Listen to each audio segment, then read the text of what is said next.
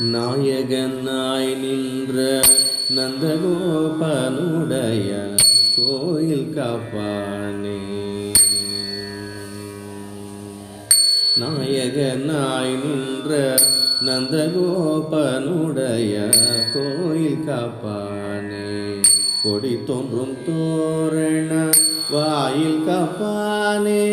மணிக்கதவம் தாழ்த்திரவாய் ஆய சிறுமியரோ மூக்க அரைப்பறை மாயன் மணிவண்ணன் நென்னலே வாய் நிறந்தான். மாயன் மணிவண்ணன் நென்னலே வாய் நிறந்தான்.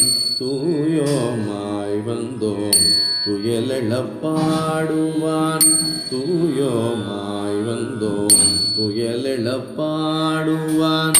வாயால் முன்னம் முன்னம் மாற்றாதே அம்மா. வாயால் முன்னம் முன்னம் மாற்றாதே அம்மா.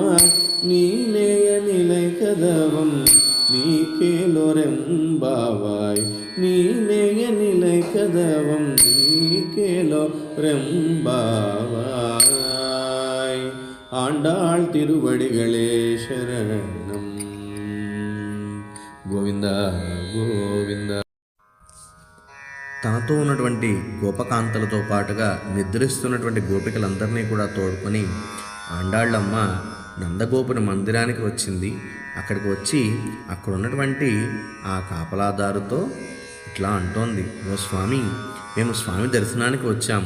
ఈ ధనుర్మాస వ్రతానికి కావాల్సినటువంటి వ్రత పరికరాలని స్వామివారు మాకు ఇస్తామన్నారు.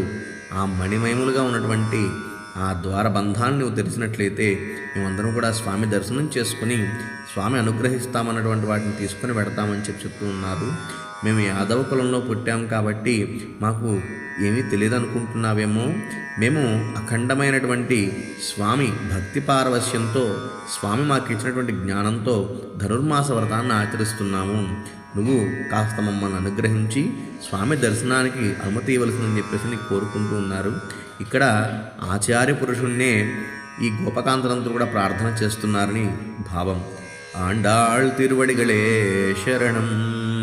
గోవింద గోవింద.